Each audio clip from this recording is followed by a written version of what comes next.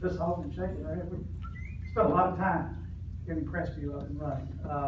It's been a very rainy, cold, trying winter this past winter. If you had a construction project going on, or if you were building a house this past winter, I feel for you, because last winter it got cold. It just shut the project down for about 3 weeks.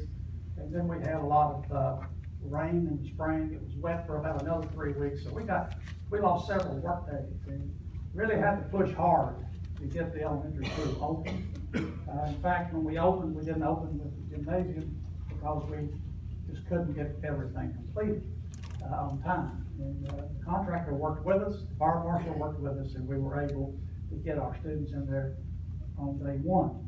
But you want to have an open house on November the 3rd at 6:00 p.m. in the evening. I invite all of you to come out and see that beautiful facility, and we'll have a ribbon cutting and kind of celebrate that opening. It's a little delayed, but the weather kind of pushed it back for us.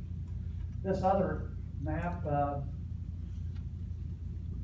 I just don't know where to begin with that. We've had so many iterations or different maps. This Hogan Smiling, we've looked at maps.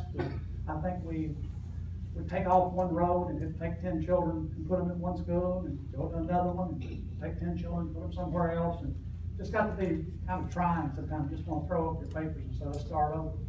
But we worked, this is the elementary rezoning. That's what we did this year with the elementary schools. This was something that was driven not by the school board or by myself or any of my staff. It was driven by the Department of Justice. This was a mandate that we were handed, and we had to sit across the table with them.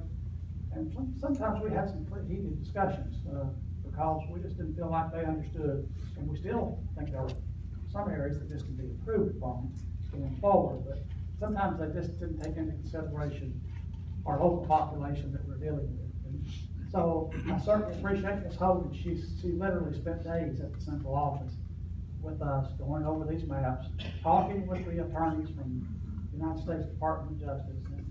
And hopefully that's done.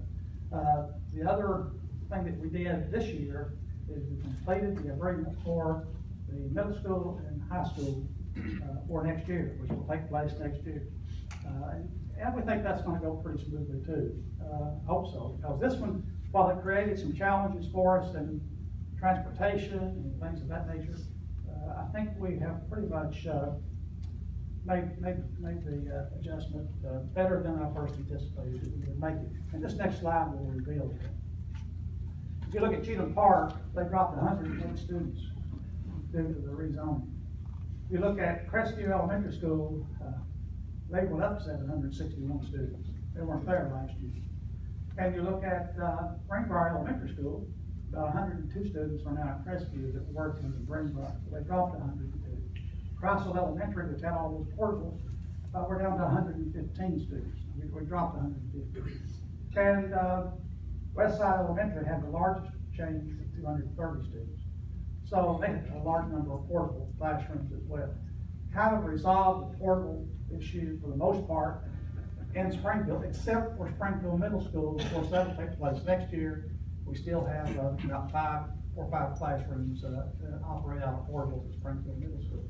But that was a challenge. And I told the lady that was the attorney in the Department of Justice when she first met me, I said, we have no problems in Robertson County, 0 problems. We only have challenges. And challenges provide us with opportunities to do some great things. And that's what we're going to do with this. So it's been a very interesting year, one of the most interesting years in my 28 years as a superintendent. And but I could not do any of it without the help of the board, and of course this great staff here. James Marshall knows every road in Robertson County. He could be a tour guide for this county because he was instrumental in using the technology that we were able to acquire and work with these maps. You know, we first got our first set of maps. We didn't even have software that we could generate our own map. We had to take whatever they gave us. And I said, you know, they got software. Why can't we get software? You didn't like that, did you?